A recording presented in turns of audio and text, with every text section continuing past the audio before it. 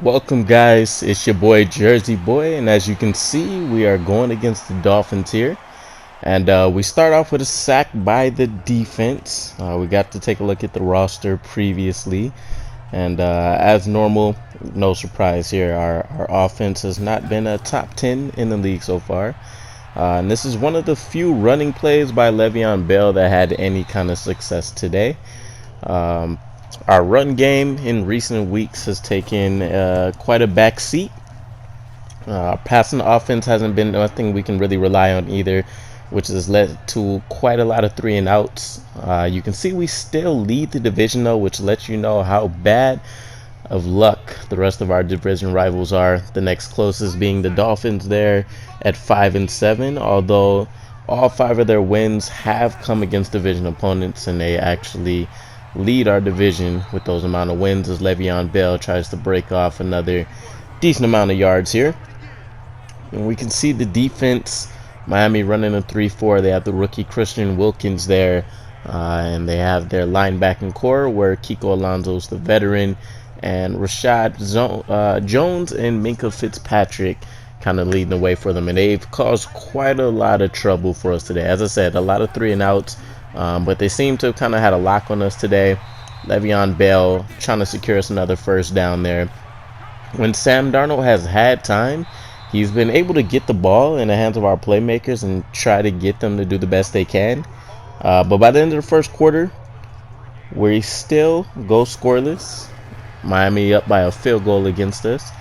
And Darnold's able to deliver a bullet there so we can pick up some chunk yardage. And that's been about the best we can hope for. Maybe 1 or 2 splash plays per quarter as Miami was able to drive down and get another field goal here. Sam Darnold in the pocket. He does have a good, decent amount of footwork when he's not panicking, which happens to be more often than we like. But you can see what happens when we do provide him the time there to kind of work through his progressions and get the best out of each play. So we are coming up towards the end of the season. I'm really happy. I'll show you guys what our first draft of our big board is looking like until we get the combine results during the off season, and we can manipulate a little bit more. But there's a lot of top talent in there, and it looks like it's a pretty deep draft going through about 2 or 3 rounds so far from what I've seen. Sam Darnold here able to deliver another strike, and we just don't really have the playmakers here for him. Excuse me. We were able to break down the stats, which I'll have to show again probably during the next video. I'm going to change up how I'm providing the highlights as well. I think it might be better to provide a couple minutes during each quarter where we can kind of get a better sense of how inept the offense has been and get a better ideal and feel for the progress we'll make when we bring in this new talent. But Sam Darnold was able to get us just far enough to get in a field goal, leaving us during halftime 6-3, the Dolphins up. We do put up 108 passing yards. We only have 14 rushing yards though, so the only reason our average yards per play even looks remotely decent is due to some of the chunk plays that we do get. But throughout the game, we got quite a few penalties as well. As you can see, Quentin Williams bursting into the backfield there to get a sack. So we've had some standout players that I'm happy with, at least for our roster. CJ Mosley being one of the better inside linebacking coverage. You can see he does his best Darrelle Revis impression there. And we had quite a few safeties during this game as well, just making it more difficult than it needed to be. By the end of the third quarter, as you can see, score of 8-3. The Dolphins pretty much were dominating us essentially in every phase. It's not like they blew us out in points. But Fitzmagic here trying to do just that. Turned into magician in the backfield, but we do get to him eventually, getting a coverage sack. They do go up 11-3. But we do have some players that I'll be looking to identify and build around moving forward. Jamal Adams definitely being one of those players on defense. Sam Darnold, I'm looking to provide 1 or 2 seasons. I think it might be better as we get another safety here to ideally just franchise tag him, worst case scenario. I think we really will be able to turn this around really quick. And Jamal Adams, he's guaranteed to get his 1, and he's relentless in that. I'm also curious on your guys' thoughts about these X Factor abilities and things like that. I'm potentially thinking about next season turning that off, because as much as I love to see my players racking up the stats and trying to secure as much experience as possible, it's not realistic that you can see Sam Darnold there throwing a bullet to Quincy Enunwa in the backfield to give us our only touchdown of the game. It's not realistic that we actually are able to. Jamal Adams has like 17 or 18 touchdowns, forced fumbles on this season. Crazy pace to keep up. Quentin Williams did get some extra development here, though, towards the end of the game. So this will be the last run-stopping upgrade I provide him, as we get some acceleration, which is nice, and some other traits here. He's definitely going to be a centerpiece for us moving forward, and I'll kind of identify further in the next video who I'm really looking at as our go-tos. But we can kind of see our breakdown here. We did at least go over 200 yards offensively, but a lot of that was pretty much trash time yardage that we racked up when it was already over for us, even though we came back there and tried to make a push towards the end of the game. Le'Veon Bell, again, having one of the worst games that he could possibly have. 10 yards on 11 carries. Quincy Enunwa, serviceable game. Le'Veon Bell did the majority of his damage in the passing game, and to be honest, if he didn't convert so many first downs for us on those 9 receptions, this game would have got out of hand really, really quick. So we move forward as always. Our top 3 on defense, we have Mosley, we have Mackenzie Alexander here, and Avery Williamson. A few different players getting into the backfield over the course of the game.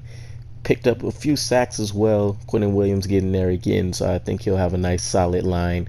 CJ Mosley getting that wonderful interception that we've seen, and you know Jamal Adams is going to at least be there 95% of the time. So let's go ahead and take a look at the next week that we're having coming up. You guys can see we will be facing the Baltimore Ravens in that Lamar Jackson-led speed offense. They haven't placed the players they'll need around him to maximize his capabilities just yet, which might help us in trying to keep this from being a blowout. Let's take a look at our scouting, though. There's some points that I want to spend because when I was building out my big board, I was unable to really fully define it for the first round talent that I know about, at least through the first 3 rounds or so. So I want to flesh this out a little bit more, and we'll kind of see, as I mentioned, the actual big board that I have for this first go around, and it's pretty interesting. I'm loving what I'm seeing, especially out of the offensive line talent, because that's going to be a heavy focus for me during the off season. So there's a laundry list of issues we need to fix, but ideally, the way I see building this team for the quickest turnaround is we will continue to build on the strengths of what we already have, in this case being the defensive line, and really nothing else. You can consider maybe the secondary in terms of the safety, so maybe improving depth. But other than that, we need to build up the line first and foremost on the offensive side. And as you can see here, Jack Barker is probably the top talent that I'm looking for, but I essentially built out my draft board based on their skills. So purely on the top 3, I'll kind of decipher who I want specifically lined up based on the combine results, and maybe if there's people with similar talents, if I can see that the combine differentiates them.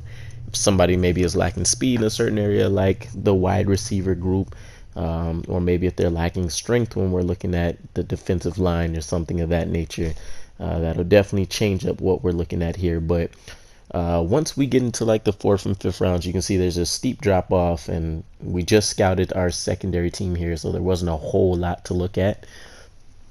I do want to also reveal the current roster for the Baltimore Ravens that we will be facing next week.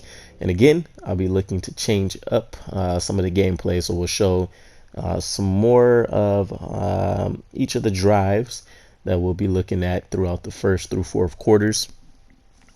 Wide receiver group, not necessarily the best to match up with what he's going to do, but I'm interested to see how our defense adapts to playing against one of these kind of combo quarterbacks, I guess you can call them, where there's definitely a run threat present, in addition to them being able to throw, although he is still working on that specifically.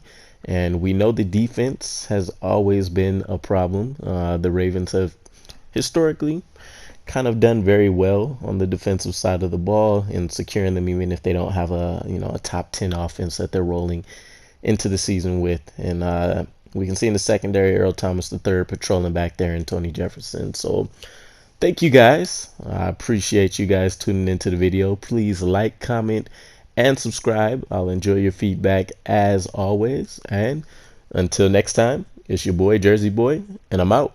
Peace.